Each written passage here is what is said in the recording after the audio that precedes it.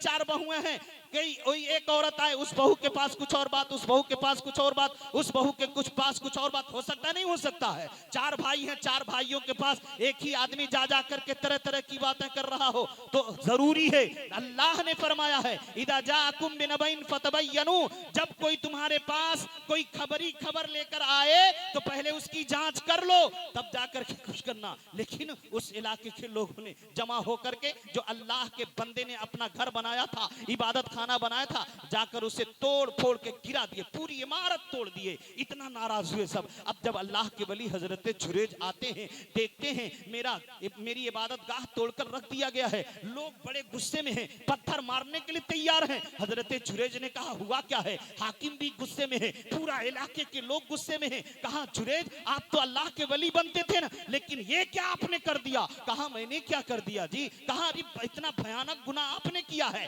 कहा क्या बात करते हो, किसके साथ, कौन सा गुनाह हुआ? वो औरत को सामने लाया गया है। कहा इस औरत ने इल्जाम लगाया है कि आपका बच्चा इसके पेट में पल रहा है। कहा नऊजुबिल्लाह मिन ज़ालिक, मेरा बच्चा इसके पेट में नहीं है। औरत को अपने करीब कहा ए औरत अभी भी वक्त है, सच सच बता दे। कहा सच यही है कि आपका बच्चा मेरे पेट में है। कहा अभी भी तेरे लिए वक्त है, अब बता दे सच सच बात क्या है, मेरा बच्चा तेरे पेट में नहीं है। कहा नहीं नहीं आप झूठ बोल रहे हो, आप ही का बच्चा मेरे पेट में है। अब अल्लाह का वली हजरत जुरैज जलाल में आते हैं। मुस्लिम शरीफ के अंदर इमाम मुस्लिम ये रवायत नकल करते हैं, अल्लाह के वली हजरत जुरैज जलाल में आ गए और उस औरत के करीब ना जाकर सिर्फ उंगली का इशारा उस औरत के पेट के तरफ किया था और कहा था हजरत जुरैज ने, ऐ पेट में पलने वाला बच्चा बता तेरा बाप कौन है, मैं हूं या कोई और है?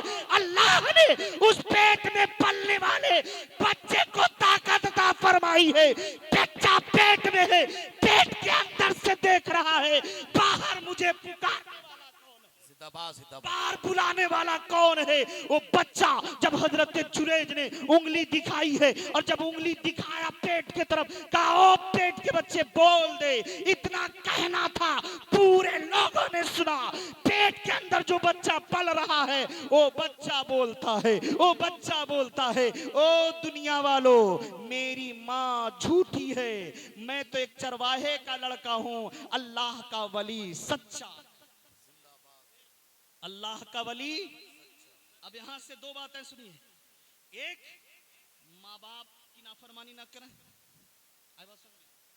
माँ को पता भी नहीं था कि मेरा बेटा नमाज पढ़ रहा है, लेकिन माँ के जबान से बात निकल गई, अल्लाह मरने से पहले इसे फाहिशा का औरत चेहरा दिखा, आखिर चेहरा देख लिया। भले ही उनकी करामत बाद में लोगों ने देखी तो फिर से आपके इबादत खाना को उससे भी बेहतर बना दिया और मर्तबा बढ़ गया और उनकी शोहरत बढ़ गई। लेकिन माँ के दिल को चोट पहुंच गई थी ना, वो भी जानबूझ के चोट नहीं पहुंचाए थे, जानबूझ के चोट नहीं पहुंचाए थे। बात चली थी, ख्वाजा साहब अपने माँ के पेट के अंदर से अल्लाह की तस्बीह बयान कर रहे हैं, अल्लाह अल्लाह कर रहे हैं। और अल्लाह वालों की शान होती है यार, जब माँ बाप नेक होते हैं ना तो औलाद भी नेक होती है। उसी अनफासुल आरफीन के अंदर एक दिन मैं बयान किया था इस बात को, अल्लामा याकूब साहब वहाँ मौजूद थे, मौलाना शमशाद साहब भी मौजूद थे। वही शाह वलीउल्लाह मुहद्दिस देहलवी की माँ उसी किताब में अनफासुल आरफीन में मौजूद है। वही शाह वलीउल्लाह मुहद्दिस देहलवी की माँ एक दिन तहज्जुद की नमाज के लिए उठती हैं और नमाज पढ़कर जब दुआ मांगती हैं तो घबरा करके गई अपने शौहर के पास, शाह अब्दुल रहीम के पास, घबरा करके पसीने से डूब गई हैं। हजरत शाह अब्दुल रहीम देखा, कहा क्या बात है, इस रात में कोई मुसीबत, कोई तकलीफ, कोई परेशानी? कहा हुजूर एक अजीब चीज मैंने देखी। कहा क्या? कहा हुजूर जैसे मैंने दुआ के लिए हाथ को बुलंद किया ना तो मेरे दाहिने हाथ के नीचे एक छोटा सा हाथ निकला, बाएं हाथ के नीचे भी एक छोटा सा हाथ निकला, इसी से मैं डर गई और डर कर आपके पास आ रही हूँ। शाह अब्दुल रहीम मुस्कुराने लगे, शाह अब्दुल रहीम मुस्कुराने लगे। कहा ए मेरी शरीक हयात, ये डरने की बात नहीं है, घबराने की बात नहीं है। जब तुम दुआ के लिए हाथ उठाई हो तो तुम्हारी दुआ के लिए आमीन कहने वाले हाथ वो जो निकले थे वो किसी और के नहीं, तेरी पेट में पलने वाला बच्चा तेरे साथ आमीन कहने के लिए हाथ निकाल दिया। ये होते हैं अल्लाह वाले। जब माँ नेक होगी तो इंशाअल्लाह औलाद भी नेक होगी। तो ख्वाजा गीनवाज रदी अल्लाह ताला से उल्फत रखें, क्योंकि हदीस पाक में है, नबी पाक फरमाते हैं मा मन कान अल्लाह लहू, जो अल्लाह का हो जाता अल्लाह उसका हो जाता है। खिदमत ना करनी पड़े, ऐसे भी लोग चाहते हैं। लेकिन आप अंदाजा लगाएं कि ख्वाजा साहब ने खुद लिखा है अनीसुल अरवाह के अंदर, ख्वाजा साहब के सर का ये जो बीच का भाग था ना, बाल नहीं थे, खत्म हो गए थे। क्यों? वो झड़े थे। क्यों बाल झड़े थे? तो ख्वाजा साहब खुद लिखते हैं कि मेरे पीरो मुर्शिद को हमेशा हर मौसम में गर्म पानी की जरूरत पड़ती थी।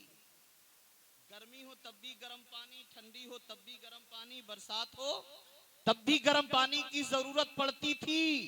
ख्वाजा साहब कहते हैं जब से मैं अपने पीर की गुलामी में गया तो अपने पीर को पानी गर्म करने की जरूरत पड़ती पीर के लिए, तो आप फरमाते मैं हमेशा अपने सर पर अंगेठी लेके चला करता था।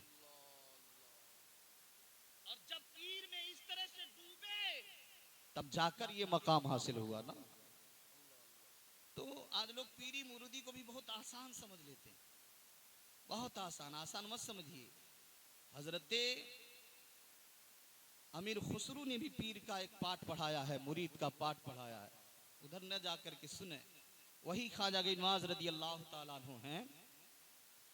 आप जब अपने माँ के शिकम में थे ना, जब अपने माँ के शिकम में थे ख्वाजा गीनवाज रदी अल्लाह ताला अन्हु, तो आपकी माँ फरमाती हैं जब मैं रात में सोती थी, रात में सोती थी तो मेरे पेट से अल्लाह की तस्बीह तहलील की आवाज आया करती थी। मेरे पेट से अल्लाह अल्लाह अल्लाह की आवाज आती थी। हजरते माहे नूर बीबी जो ख्वाजा गीनवाज की माँ, वो कुछ सहम जाती आवाज किधर से आ रही है, आवाज कहाँ से आ रही है, अल्लाह अल्लाह की आवाज आखिर मेरे शिकम से आ रही है, तस्बीह तहलील की आवाज मेरे शिकम से आ रही है। तो आवाज आती है माहे नूर बीबी घबरा मत, सहमो मत, ए माहे नूर तेरे पेट में पलने वाला बच्चा तेरी पेट में रहकर अपने परवरदिगार की तस्बीह व तहलील कर रहा। पेट में रहने वाला बच्चा अल्लाह का जिक्र कर रहा है, वो हमारे ख्वाजा गीनवाज है। तो क्या ऐसा हो सकता है कि पेट में रहने वाला बच्चा अल्लाह की तस्बीह करे? क्या कुरान और हदीस से इस तरह कहीं सबूत मिलता है? ये तो ख्वाजा साहब की बात है। क्या कुरान और हदीस में कहीं से इस तरह तज़किरे मिलते हैं कि पेट में रहने वाला बच्चा दुनिया में बोल दे, पेट में रहने वाला बच्चा पेट में बोले बाहर आवाज आए? क्या इस तरह से कहीं मिलता है? दो बातें सुन लीजिए, उसके बाद मैं तकरीर खत्म। बता दूं कि रहने दूं? आप लोग बोले, आप लोग स्टेज वाले, ये दो बात बता दूं कि सलाम पढ़ लिया जाए? बताऊं? ठीक है, अगर सुनिए तब, अगर टाइम घंटा लग जाए तो सुने।